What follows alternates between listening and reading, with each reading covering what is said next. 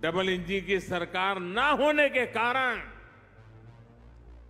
हर काम में अड़ंगे डाले गए, रुकावटें पैदा की गई, जिसका नुकसान इन सभी लाभार्थियों को उठाना पड़ा। कुछ समय के लिए काम धीमा जरूर हुआ, लेकिन शिंदे जी और देवेंद्र जी की जोड़ी के आते ही अब फिर तेजी से काम होने लगा है।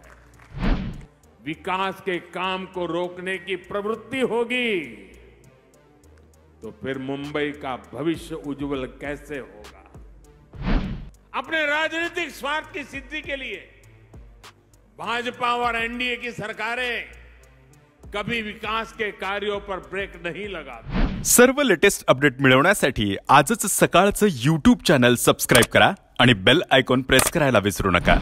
मुंबई में मेट्रो नेटवर्क के विस्तार में भी दिखती है।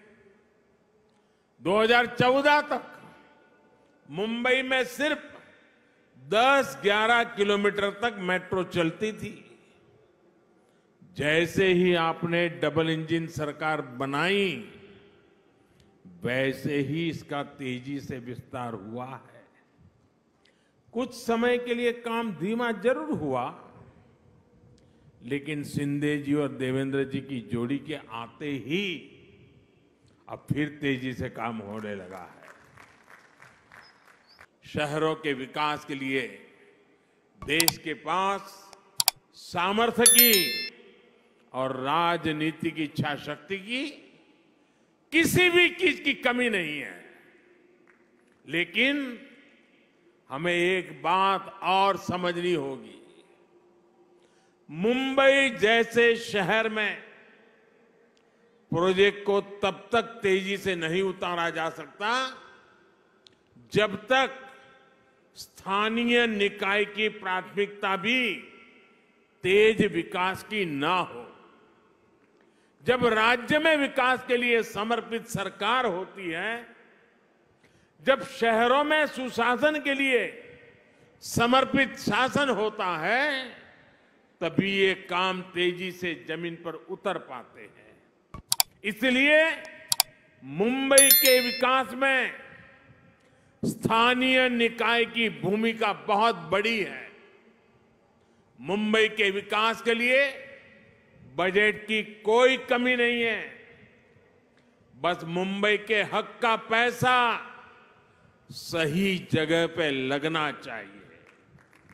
अगर वो भ्रष्टाचार में लगेगा, पैसा बैंकों की तिजोरी में बंद पड़ा रहेगा, विकास के काम को रोकने की प्रवृत्ति होगी तो फिर मुंबई का भविष्य उज्जवल कैसे होगा?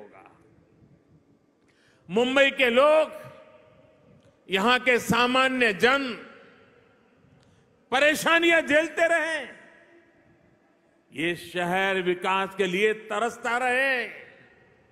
ये स्थिति 21वीं सदी के भारत में कभी भी स्वीकार्य नहीं हो सकती है और शिवाजी महाराज के महाराष्ट्र में तो कभी नहीं हो सकती है।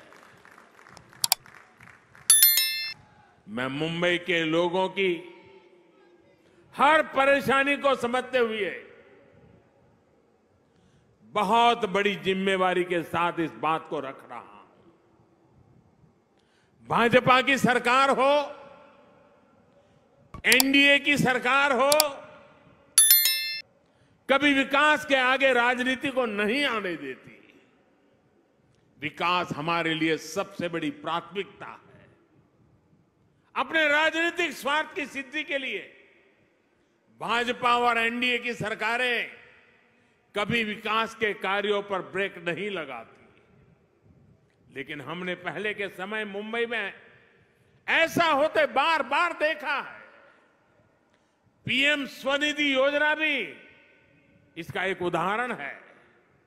हमारे शहरों में रेहड़ी वाले, पटरी वाले, ठेले वाले, ये काम करने वाले साथी जो शहर की अर्थव्यवस्था का अहम हिस्सा है, उनके लिए हमने पहली बार योजना चलाई। हमने इन छोटे व्यापारियों के लिए बैंकों से सस्ता और बिना गारंटी का ऋण निश्चित किया। देश भर में लगभग 35 लाख रेहड़ी पटरी वालों को इसका लाभ मिल चुका है। इसके तहत महाराष्ट्र में भी 5 लाख साथियों को ऋण स्वीकृत हो चुके हैं। आज भी 1 लाख से अधिक साथियों के बैंक खाते में सीधे पैसे जमा हो गए हैं। ये काम बहुत पहले होना चाहिए था, लेकिन बीच के कुछ समय में डबल इंजन की सरकार ना होने के कारण हर काम में अड़ंगे डाले गए, रुकावटें पैदा की गई, जिसका नुकसान इन सभी लाभार्थियों को उठाना पड़ा। महाराष्ट्रातील सर्व बातम्यांचे विश्वासार्ह व्यासपीठ सकाळच्या सर्व सोशल मीडिया प्लॅटफॉर्मला लाईक, फॉलो आणि सबस्क्राईब करा। तसंच सर्व नोटिफिकेशनसाठी बेल आयकॉन प्रेस करायला विसरू नका।